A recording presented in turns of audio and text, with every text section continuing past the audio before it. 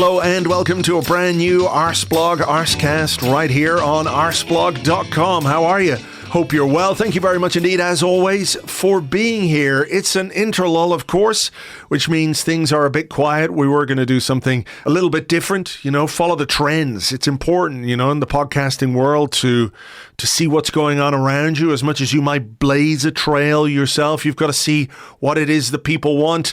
Unfortunately, Kai Havertz's mum was not available to come on the show today. However, we do have plenty to talk about. There's been a lot going on this week. The post-Newcastle stuff rumbles on and on and on, because this week we were treated to the audio of the decision-making process that led to Anthony Gordon's goal being awarded in that game. Howard Webb and his little puppet friend, Michael Owen, did their funny little TV show, and they spent over 6 minutes talking about all that, and then about 2 seconds to talk about the incident involving Bruno Guimaraes and Jorginho. Now, they didn't release the audio for that. However, it was made public, I think, by Team News and Ticks. I think he's leaked lineups on Instagram as well. Team News and Ticks on Twitter. He leaked that audio out for all of us to hear, and it was quite something to listen to two match officials see what they saw. It was pretty fucking obvious, and then decide that a red card was not the thing to do. I don't quite know how they came to that conclusion. The language they used was strange, to say the least. The fact that he didn't use his arm as a weapon. And the reality is that we all know, had that been, for example, Granit Xhaka who'd done that to any other player, he would have been banned for about 15 months, because that's just how it works. Anyway, we will get to that a little bit later on. There's more to talk about as well, of course.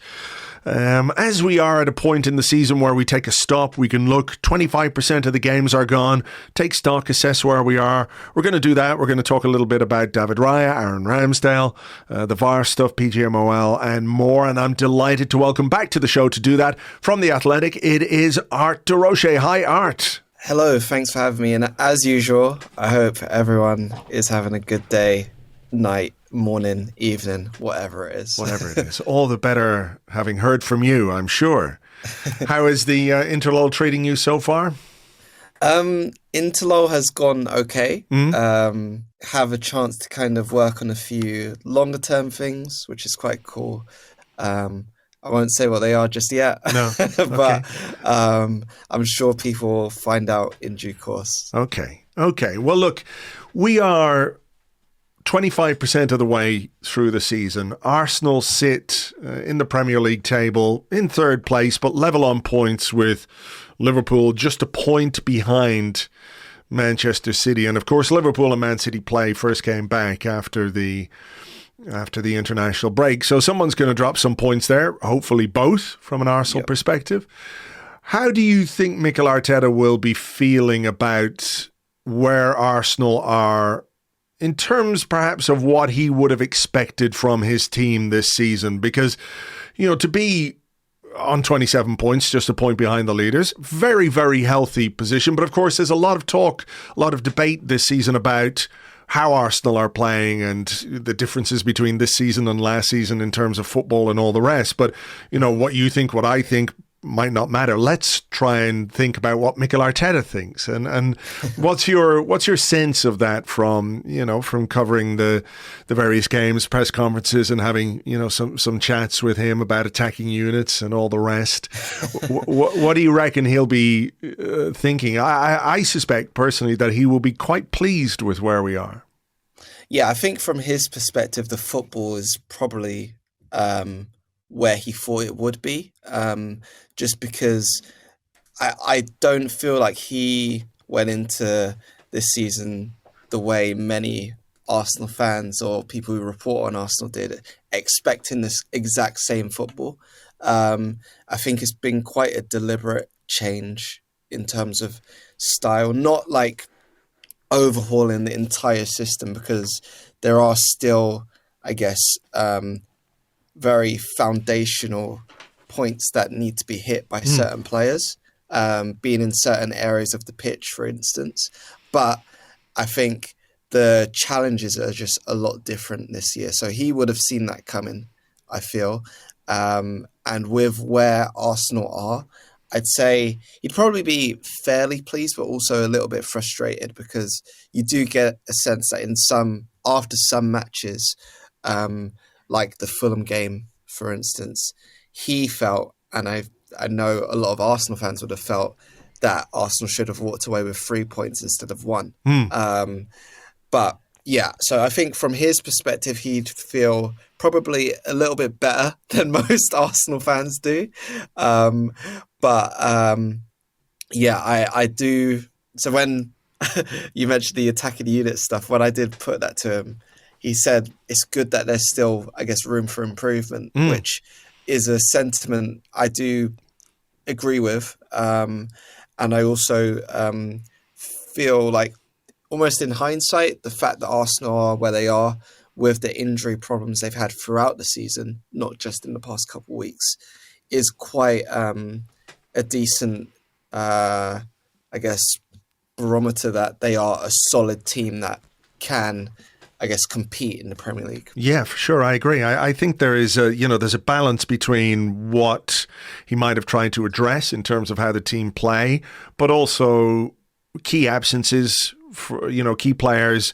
Martin Odegaard has been out for the last little while. And I think it's probably fair to say that this season so far, he hasn't quite reached his best level. Gabriel Jesus in and out of the team. And we know just, what quality he can bring. The Sevilla game, I think Arsenal could have gone to Sevilla and won, but the way we did it with Gabriel Jesus, who provides these moments, which I think people are slightly craving, those kind of little flashes of brilliance and panache and stuff that makes you go, which there haven't been quite enough of maybe this season. But, I think there are reasons. Thomas Partey, who was a very important part of the team last season, he hasn't played really. When he did play, he was playing at right back. So I think there are elements to explain why perhaps the football hasn't been quite what it was, but also it goes the other way, where I think there has been a focus on being more defensively solid. Sam Dean wrote a good piece in the Telegraph, and just a couple of bits here. He said, in the last 20 Premier League campaigns, the team that won the title has scored an average of 85 goals. By that basic measure, with 88 goals last season, Arsenal had an attack that was good enough to win the league. Defensively, however, they fell a long way short of the usual requirements of Premier League champions. In the last 2 decades, the league winners have conceded an average of just 29 goals in the seasons that they've won the league. Last season, Arsenal let in 43 goals, 10 more than champions Manchester City. 10 goals, I know it doesn't work like this, but 10 goals could be 30 points or, 20 points, depending on the game state in which you concede those goals. So it does feel a very deliberate shift to building a platform that is defensively stronger and trusting that even without some of the players like we mentioned, like Odegaard, like Jesus, with other players who haven't quite hit the level that we would have expected yet, there is still the ability to win the games because you have, for the most part, this very good defensive platform. Yeah, I remember actually when Arsenal's defence last season started to get a bit, what's the word? Ragged? Ragged. I remember writing a piece basically asking for them to be boring again. And when I know boring may be a word that people think is a bit extreme, but by boring, I just meant they can't go on being so just lax and open and having to win or having to score 3 or 4 goals to win a game, like against Bournemouth or Manchester United or Aston Villa away. That's the big one. You can't do that every week. Sometimes it has to be a 1-0 or a 2-0, and that's fine. There have already been a few games like that this season where it's almost like, okay, job done, get on the bus, go home. And again, you still get 3 points for that. So I do feel, as Sam said in his piece, last season, Arsenal's attack was, I guess, a different style of attack to Manchester City. They were spreading goals out a bit more, but they still could have won the league with that attack. It was the defence that held them back. So it is quite an interesting development, which I guess a lot of people were asking for, myself included, last season. Now that they've actually got it, it's taken a while to get used to and accept, which is quite interesting because you would think I would, or people would remember asking for less, I guess, chaos, less chaos, less draining experiences. Now we've got that, and it's almost like not happy with that. So, yeah, I mean, you put yourself back in sort of towards the end of the season, right? Do you feel like, for example, if Arsenal were to go 2-0 up at West Ham or 2-0 up at Liverpool, this particular iteration of Arsenal would be better capable of dealing with those leads? I mean, you might ask the question, is it an Arsenal team that is capable of going 2-0 up in the way that we did in those games? You know, because we came out of the block so fast and we scored the goals. And early goals, of course, were a feature of last season. You know, maybe we scored too early.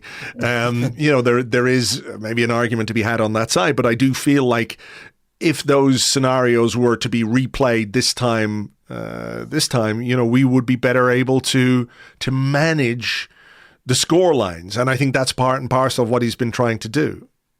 Yeah, potentially. But I do think the second point is probably the one that is most realistic. I doubt Arsenal would be 2-0 up at Anfield this time around, just because it feels like the community, both games against Manchester City this season, so the Community Shield and the Premier League game, followed very similar patterns in terms of, okay, maybe we won't have the ball the whole game, but we're going to stay in it as long as possible, be competitive, and then when you sense a chance to go and kill it, go for it. So that's kind of where I see, I guess, Arsenal from a competitive standpoint this season. But if they were in the positions they were last year, say West Ham away, Southampton, do we include that? I'm not sure. But Liverpool, I do think there'd probably be a bit more, I guess, calm and level-headedness to see it through. The Community Shield, when you think about it now, is quite an interesting game to look back on, because my thought at the time was it was very specific to A, the point of the season that we were in, which is right at the start, and B, the opposition that we were playing. And having been turned over by Manchester City towards the end of the previous season, we're not going to make the same mistakes. We're not going to allow you to play over us. We're not going to press you really high up the pitch and all of a sudden you just launch one and they're 6'5" Erling Haaland and Kevin De Bruyne and all the rest of it, who are just brilliant at exploiting that space. We're going to, in some ways, approach this game like you might expect in inverted commas, smaller team to approach a game. But it does, in some ways, when you look back on it, kind of set the tone for what was to come. Not in quite that way, because there aren't too many teams like Manchester City in the league, but it is all built around the idea that we give as little away as possible. When you think about the goals that we've conceded this season, some of them have been, down to either good breaks or kind of individual mistakes. And thankfully there haven't been too many of them, as our defensive record shows. But it's not a case that Arsenal are being opened up time and time and time again. Like, we could talk about goalkeepers, and we will now in a minute, of course. But, David Raya, since he's come into the team, the discussion has been probably more about what he's done with the ball or what he hasn't done with the ball. Very little about what he's actually had to do as a goalkeeper, because I don't know that he's had to do quite that much.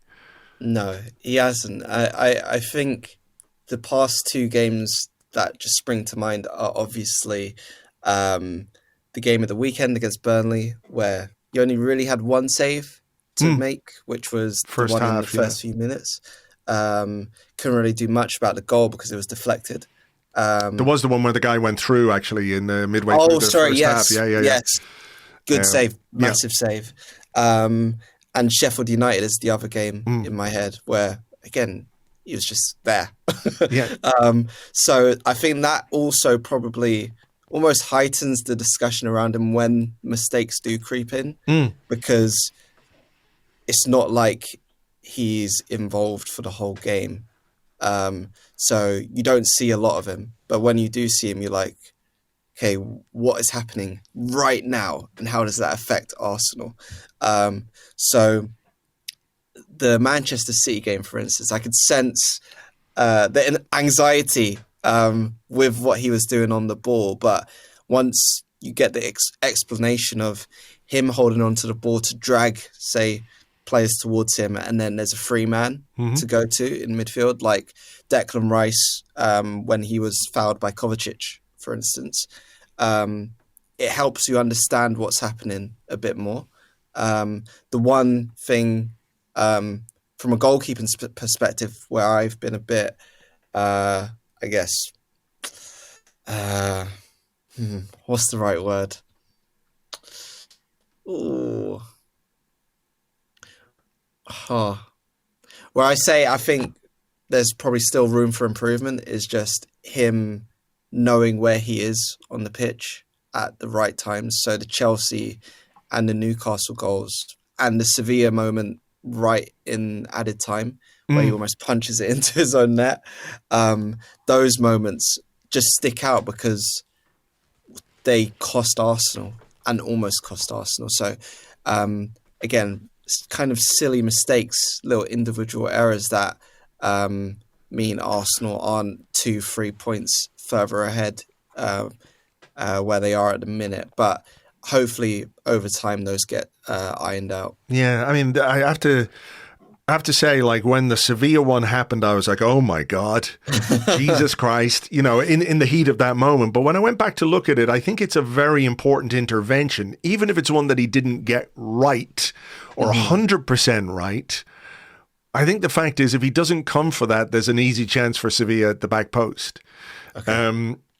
With the other two, I understand, you know, that near post positioning is probably something that they're going to have to think about and have to reconsider, isn't it? Because he has been exposed a couple of times there. And you can maybe talk about the defending for the Newcastle one where the crawl should have been closed down. Yeah. But I think Mudryk said, as a way to try and justify his complete fluke, you know, they told us to chip the goalkeeper or go for the goalkeeper because he's positioned there. And I do wonder if that might play into, you know, where he positions himself going forward, because if everyone knows that's where you're going to be, there's an obvious weak point if you've got the ability to deliver the ball into an area where he can't get it. But to what extent do you think his presence in the team is linked to what we were talking about at the start, that defensive solidity, that defensive platform? There was a famous quote, wasn't there, from Arteta, where he talked about how, you know, he doesn't like to see his players just boot the ball forward because 2 seconds later it comes straight back at you. Yeah. And it might be boring and it might be tedious at times and it might be a bit nerve-wracking at times, and your goalkeeper is holding onto the ball and everyone's going, move it, pass it, look, you know, and he's inviting players on and he's standing there with his foot on top of the ball. He's doing his little dragbacks like you do when you're 3-0 up in FIFA and you do the keepy uppies just to annoy the guy you're playing against, and then he rage quits. Other football teams can't rage quit, though. That's the thing. But you know, that stuff does feel kind of inextricably linked with that defensive focus we're talking about. Yeah, it does feel like it's only really visible in those bigger games because Burnley, Sheffield United, all due respect to them, you hardly see David Raya. So it's quite hard to tell how much of an impact he's actually having in those games. And that's not to downplay him. I think it would be the same if Aaron Ramsdale was in goal. So I think it is when you get to those bigger games, or I guess more pressurized games, where you see against Newcastle, other than that moment, I feel like Arsenal were there and every player was involved in them being there, present. So I can see where you're coming from in terms of talking about him being linked to what's going on. I do still feel, I guess, there is room for a bit more, just to feel a bit more assured with his presence. Maybe the defenders and his teammates are, but I still think there are fans who aren't as assured with him being in goal. Sure. Because they will remember the Manchester City game, the Chelsea mistake, the Newcastle mistake. So I do still think there is a bit more to come. I mean, time heals all wounds and all traumas in football. You know, you talk about those little mistakes that he made. Well, big mistakes, I think. You know, particularly the one in the Chelsea game where he just passed it to Cole Palmer. But, you know, go back last season and look at what Aaron Ramsdale did in the first 10 seconds of the game against Southampton. You know, that this is not unique to David Raya, obviously. And Aaron Ramsdale's situation is one, I think, that, you know, does link to David Raya's, because he's a popular guy and he's a guy that everybody grew very fond of very quickly. Maybe there was an element of slight collective guilt over, you know, what, we're signing Aaron Ramsdale from what are they doing, you know? And, you know, unfortunately, the worst excesses of social media were present at times, something Ramsdale has talked about, and he won over the fans. He won over the fans with his personality. He won over the fans with his performances. And here we are, a couple of years down the line, and I'm not sure anyone, you know, could have envisaged that he would be in the position that he's in right now. There is obviously focus on that this week, given that his dad did a podcast interview with the Highbury squad and spoke about his situation. I'm not 100% sure how helpful that will be for Aaron Ramsdale in his current situation at Arsenal. I'm curious as to what you think of it. And it's not to sort of be in any way critical of the interview, because I know Sophie and she does a great job all the time and there's lots of interesting snippets came out of it. But I do wonder, if I'm Aaron Ramsdale, if, you know, I would have preferred this not to happen. I think it's so much about the optics. That's the big thing, because again, a lot of, I guess, places took his dad's quotes kind of out of context. Right. Yeah, the clickbait stuff. Yeah. Because the way it was framed was almost like just somebody moaning, but it wasn't that. And within the interview, he does ask people to be with David Raya. I think helpful is probably the word. It's not a helpful thing to come out, because also people naturally will start to pick sides anyway. And I just think it doesn't come across well, I guess, for Ramsdale. And he's not the person who's done the interview. So it's a little bit unfair, because now people will feel a certain way about him when I don't know what happened. He may have not even known that took place. Yeah, quite possible. Quite possible.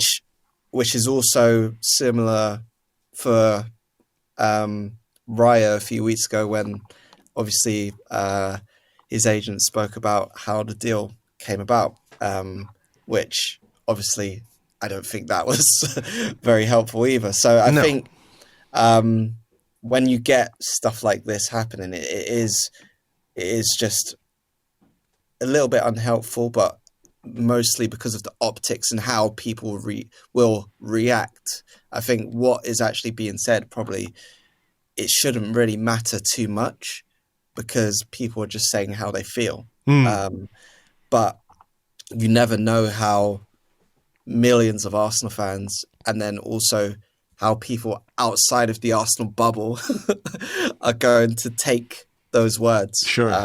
So I think that's kind of where I'm at. And I haven't really said much about it because I don't think my voice is particularly important in the matter. But yeah, that's where I kind of stand on it. Yeah, it's one of those, like, even with the best of intentions, we live in a society where the media, and I'm not sort of including you or me even in this, but there are sections of the media landscape which will, like, just go over this like a pack of wild dogs on a corpse on the prairie somewhere. They'll just tear it to bits and take the stuff that they want, and, like you say, present it out of context and all the rest of it.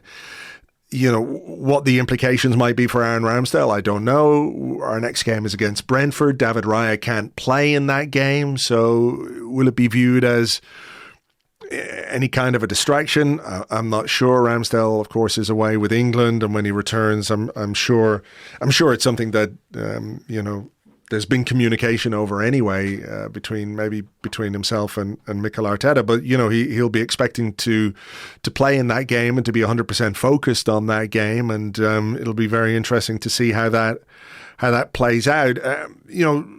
Here we are, like a good few weeks down the line after all this has happened, and what Mikel Arteta said when he brought David Raya in is sort of at odds with the reality of the situation, right? Why shouldn't I have two good goalkeepers? Well, you can, and no one's arguing that. Why can't I substitute a goalkeeper? All that, stuff that, has not played out in reality as we know it. Should we be in any way surprised by this? Because one of the words you keep hearing with regards to Mikel Arteta is ruthless, right? Ruthless. And football and sport and high-level sport can be utterly ruthless.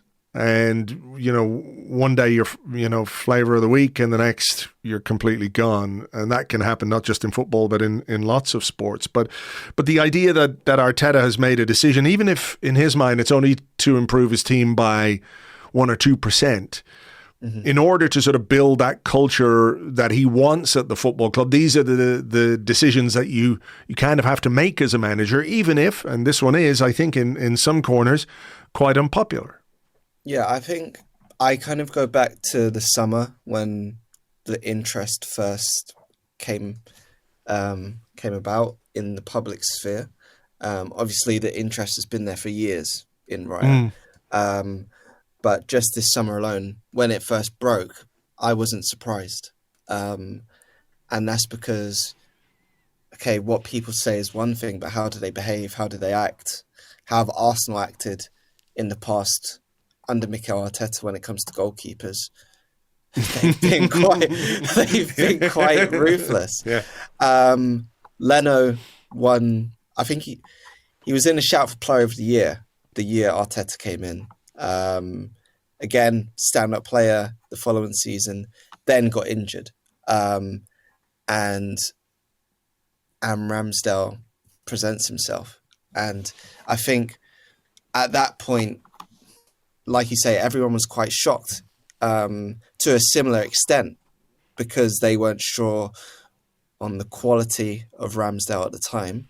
But Arteta stuck to it. Ramsdale quickly came in and got the number 1 shirt. The only thing that kind of held me back from thinking it would happen this quickly again was the circumstances in which Ramsdale came into. So Arsenal losing 3 games in a row kind of made it an easy change to make. It was never going to be as easy this time. But people behave how they behave again.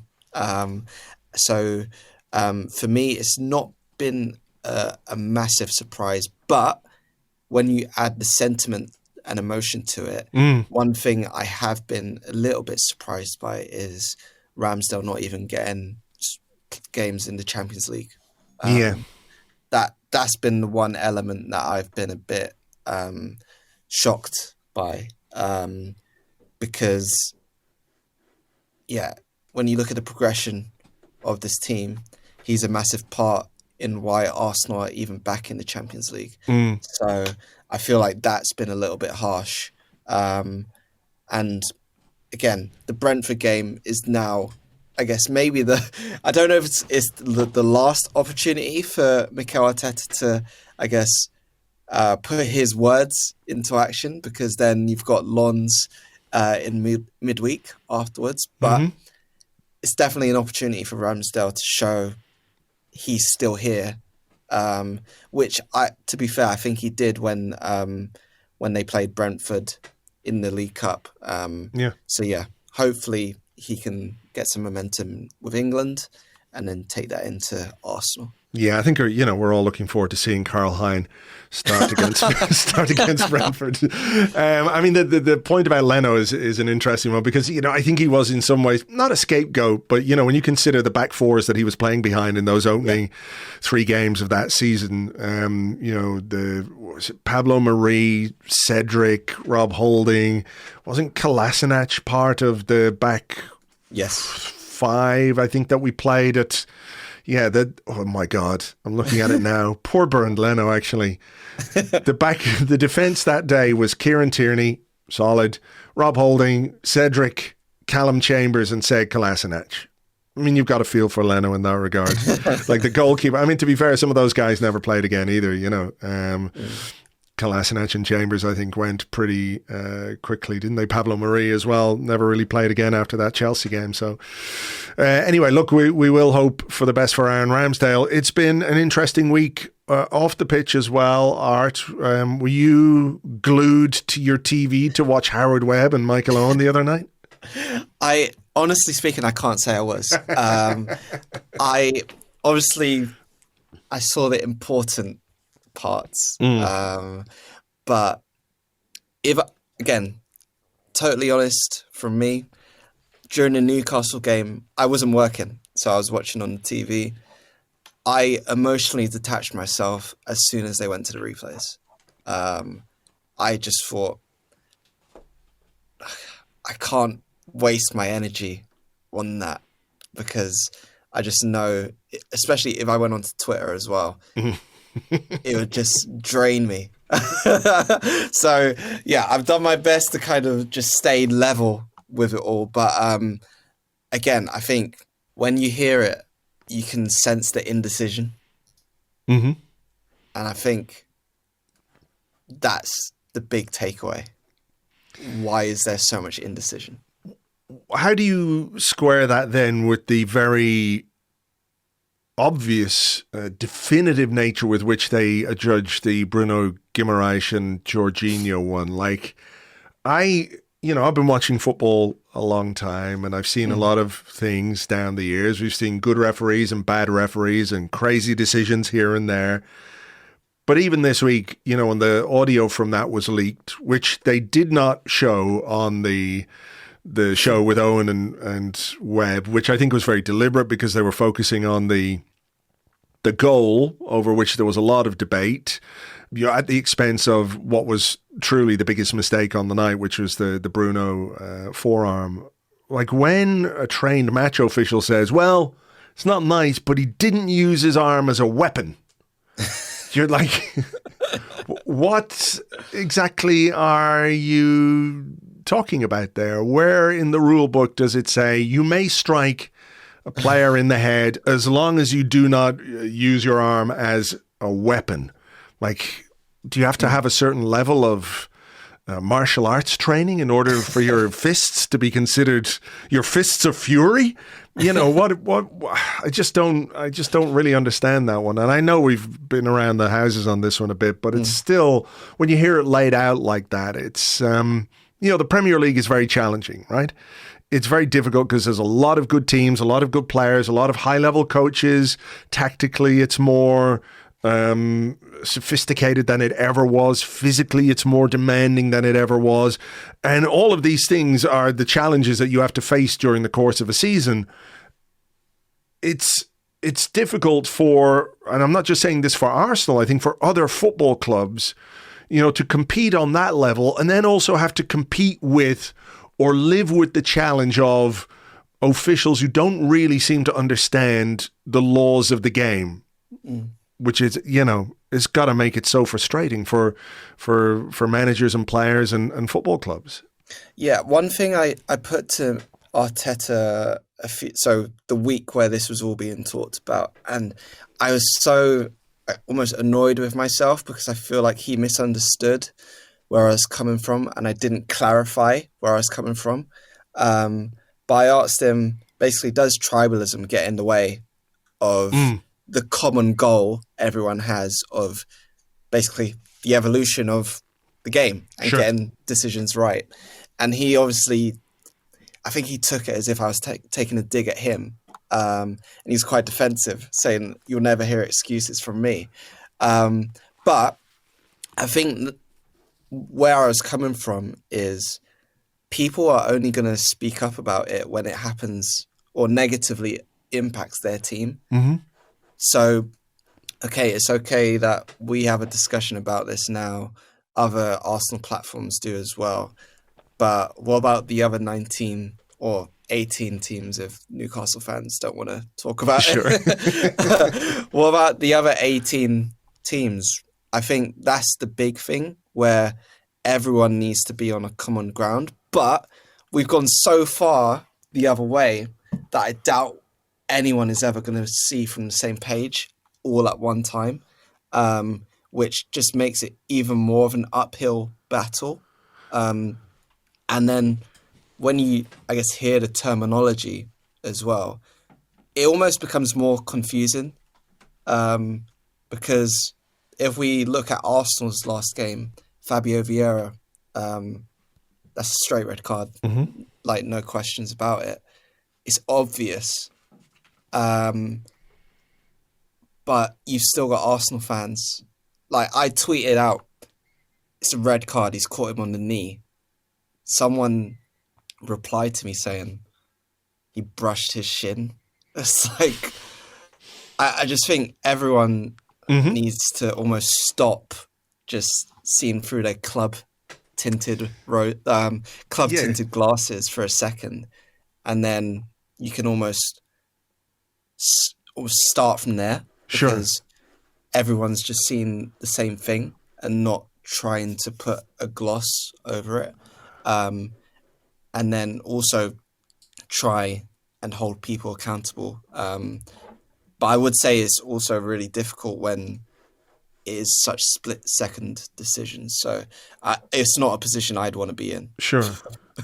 I mean, what do you think is the responsibility of a manager or managers who, you know, will talk about we need better officiating standards, we have to have improvement. Scrutiny of referees, I think, is entirely fair. You know, we can make a very obvious point that abuse and all that is not helpful and not acceptable. But I think most people listening to this would understand that anyway. But when Mikel Arteta talks about the common good, he talks about how he wants standards to improve for the good of the game overall, right? Not just Arsenal's benefit, but everyone's benefit. More decisions are got right.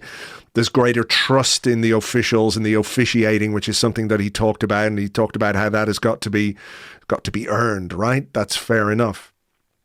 But next time Arsenal get a contentious decision that goes in our favour, is it important for Mikel Arteta to, post-game, when he's asked about it, or if he's asked about it, you know, don't do the cheeky, well, I didn't see it, the classic Arsene Wenger.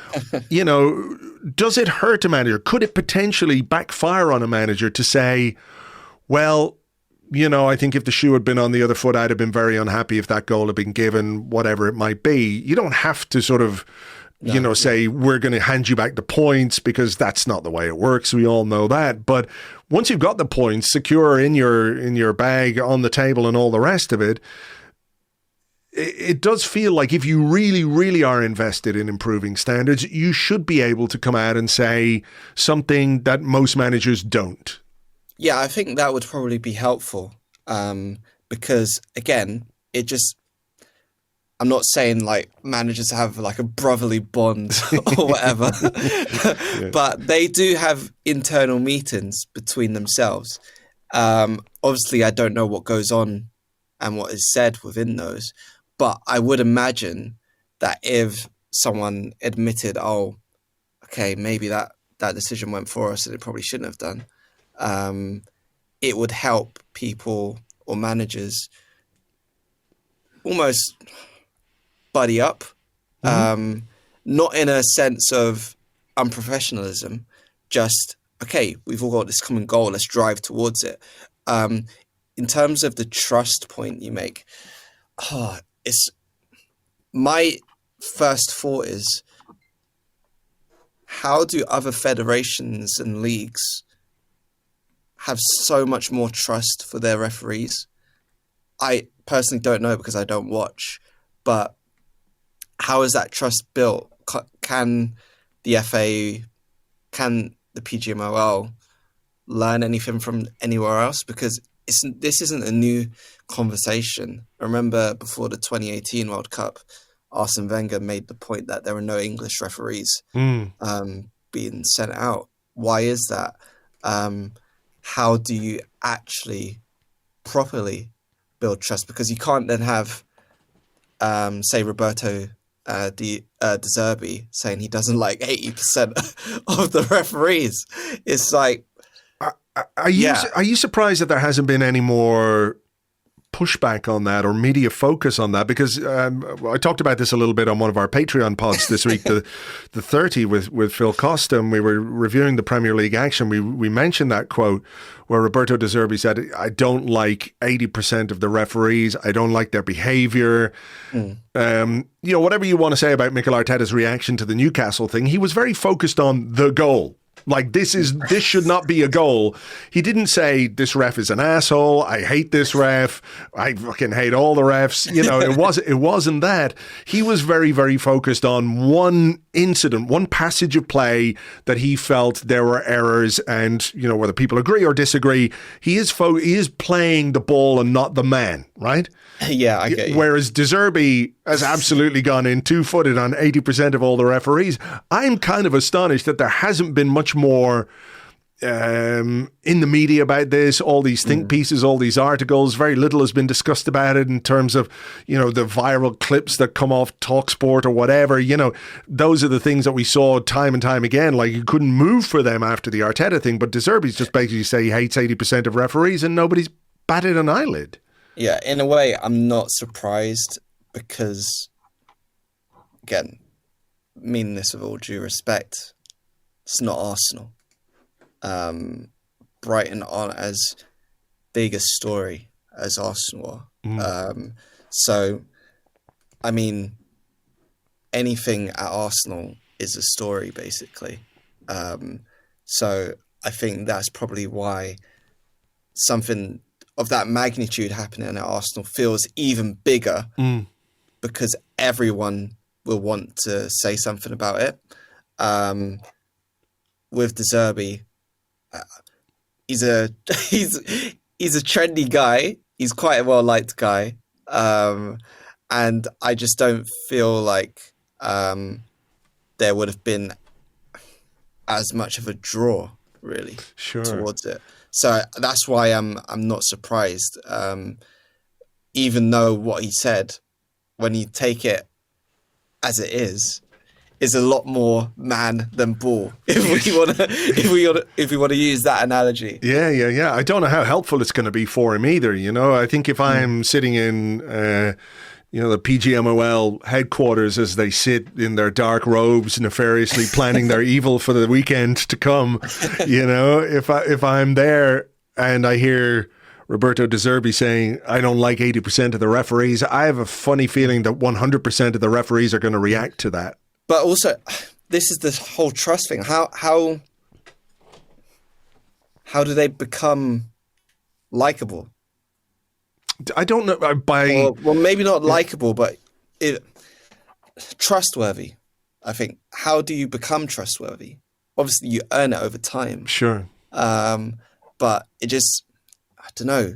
It feels like there has to be some sort of way to just work it out. My contention would be that if you are going to pay lip service to things like transparency, like this Howard Webb, Michael Owen show is just basically an ad. It should have just ad written at the top of it, right? You can't even put an ad on Twitter, like the worst fucking platform on earth. It has to be marked ad, whereas this is very obviously that. I think you have to not treat the people who you're talking to with kind of disrespect or assume that most of them are stupid. Some of them are, but like a lot of people can see through this for what it is, you know, and true transparency and being open to criticism, constructive or otherwise, probably constructive criticism would be much better, would go some way to help building that trust. Yeah, I remember actually Graham Poll.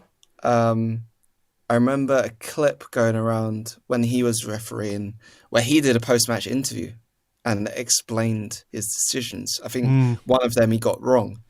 I think even that could go some way because it's different to what we're talking about in terms of the Howard Webb and Michael Owen thing. Actually getting their reasoning in real time rather than giving them time to think about what they're going to say. 10 days later, I think that as well could go quite a way to building some sort of trust, because then you're getting the real reasons behind what's going on. But I think that was like 20 years ago, I think, the Graham Poll clip. I think it's probably too far gone to say that's going to happen again. Yeah, I mean, I'm sort of at the point where I so much of the discourse now is around referees and decisions and VAR that you wonder if, you know, the stable door is well and truly open and the horse is bolted and there's not much you can do about it now. But I would prefer if a lot more of the discourse was around the football and the tactics and the performances and all the rest of it. Let's hope so. Just very finally, Gabriel Jesus went away on international duty with Brazil. You know, I think the reaction from most Arsenal fans was, you bastards. He hasn't played since the end of October. He hasn't even trained, and you're taking him away and you're just going to ruin him and all the rest of it. But the Brazil head coach spoke yesterday. He said, we are doing things with great care. As soon as he arrived, he had a new MRI scan. We're treating him very carefully. And if he's in good condition, he can face Argentina. If not, I'm sure it was still very important for him to come here, and he'll return to Arsenal in better shape than when he got here. Are you a little more comforted by Brazil's approach to this than maybe we might have been a week ago when they were saying, well, he's got to come. We don't trust paraphrasing, we don't trust what we're hearing from Arsenal. He must report and we're going to look at him ourselves. It does feel as if, there is a bit more to it than perhaps the worst case scenario that we were all fearing. Yeah, I think the quotes, I guess, put to bed a lot of worries because the way things were framed before the weekend, or I think it was like just after the Burnley game actually, was he's going and he's playing. Yeah. That's it. Yeah. Whether he can stand or not, he's going to be out. Yeah. So I think those quotes from the manager help give context to the situation. Obviously, the one aspect that is a bit maybe not unhelpful, because I don't want to frame Brazil in that sense, but him having to fly all the way out there is a bit, did you really have to do all that? But if it's just to, I guess, properly see where he's at, I don't really have an issue with it, because it seems like they're doing things with care, and that's the only thing anyone wants, really. I don't think anyone's trying to be selfish in this situation. So as long as he gets through okay, that's the main thing. Yeah. I mean, the ideal situation is that this is actually useful for him in terms of his recovery from that hamstring strain. And if the minutes are useful to get him back to a good competitive level, then, all well and good. But woe betide Brazil if he comes back and he's aggravated his injury. Not the entire nation of Brazil, of course, just the head coach and the Football Federation. I think they're the ones who will end up on the wrong end of things. Anyway, look, we had better leave it there for now. As ever, Art, pleasure to talk to you. Thank you very much. Cheers. Thanks for having me. Always a pleasure to talk to Art. You can find him on Twitter. He is at Art de Roché, at Art de Roché. And of course, you can find him writing stuff about Arsenal in The Athletic. So that's just about that for this week's show. Thank you for being here. If you want something else to listen to, and if you're not already a member on Patreon, you can sign up right now and get an episode of Waffle, the podcast in which James and I talk about anything and everything except Arsenal based on suggestions from our lovely Patreon members. You can find that right now. There is, of course, a whole archive of stuff to help get you through the interlull as well. If you would like, you can sign up right now for about $5 a month at patreon.com/Arseblog. That is patreon.com/Arseblog. For now, I'll leave it there. Hope you have a great weekend. Whatever you get up to, stay safe, stay well, look after each other, mind yourselves. James and I will be here on Monday with an Arsecast Extra. Please do join us for that. For now, take it easy and we will catch you on the next one. Until then, cheers. Bye-bye.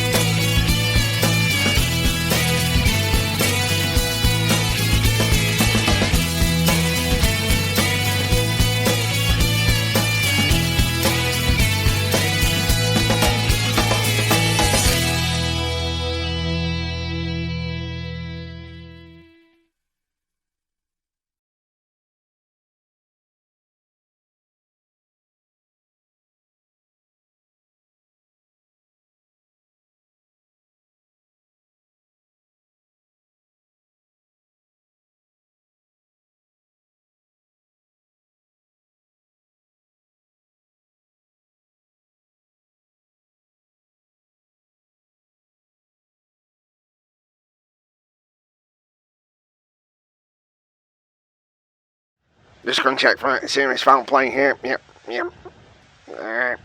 Just give me a different angle on that. Yep. That's fine. Yep. And just remind that. Yep. Okay. Oh, all right. Just looking. Yeah. He's come across, and from what I can see, yeah. Pretty clear. He's punched him. Yep. Straight in the face. Absolute. Stonewall punch in the face. He's taken out with pliers. He's now taking out two of his back molars there, right, and he's stuffed them up each nostril. I'm not sure the lad can breathe here, to be honest. Yep, not great. Yep. Oh, and he's pissing on him, right. Straight in his mouth. Don't think it's reached the threshold for red, though. What do you think, Big Dave? What, sorry? I was practising my karaoke for later. Fuck's sake, Dave. We talked about this. Howard's never going to let us do a duet now. Well, just say you didn't see anything. Yep. You're only half as thick as you look, Dave. Check complete.